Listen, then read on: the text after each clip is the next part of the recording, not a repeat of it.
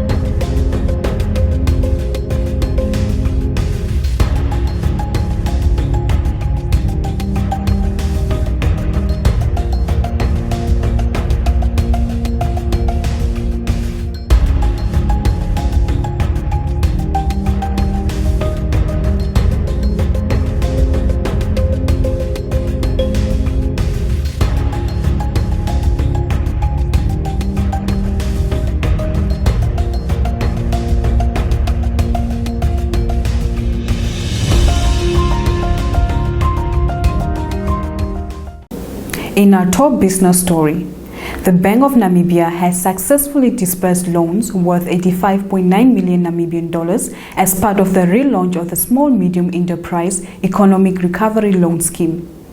This initiative aims to support and revitalize the small and medium-sized business sector, playing a crucial role in driving economic recovery and growth. A statement issued recently by the bank's Director of Communications and International Relations, Kazimbiris Zemburuka, said the relaunching of the scheme was in response to economic challenges faced by SMEs due to the COVID-19 pandemic. Zemburuka said since the relaunch, the scheme has attracted applications from 200 SMEs countrywide. He concluded that 80 out of 200 SMEs that have submitted their applications have been granted loans, while the remaining 120 applications are undergoing review. Reporting for Primetime News, I'm George Hendricks. During a donation event at the School for the Visually Impaired in Khomasdal, the Minister of International Relations and Cooperation, Netumbo Nandi-Ndaitwah, urged all Namibian and African children to commemorate the 60th anniversary of the founding of the African Union by raising their voices and making their thoughts heard. Your Excellencies, the 60th anniversary is being celebrated, as we have already heard, under the theme, Our Africa, Our Future. Africa is our future. If we allow Africa to be destroyed, we are destroying ourselves, or we are allowing ourselves to be destroyed.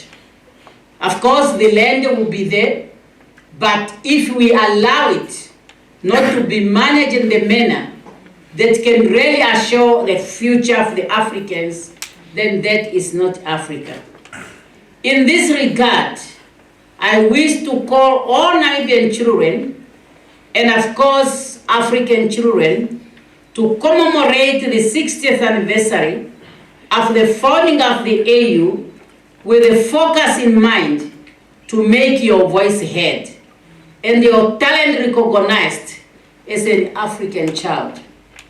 The older generation would play their part, and now Africa is calling on you African children to serve her with utmost dedication and not to allow this continent to fall in wrong hands.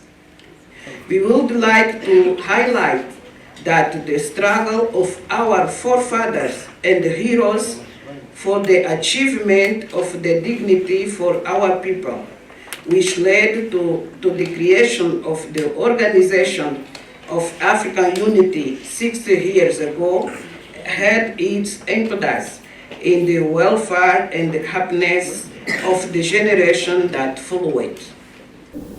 This brings us to the end of our top news segment for tonight. The economic roundup and the weather focus is up next.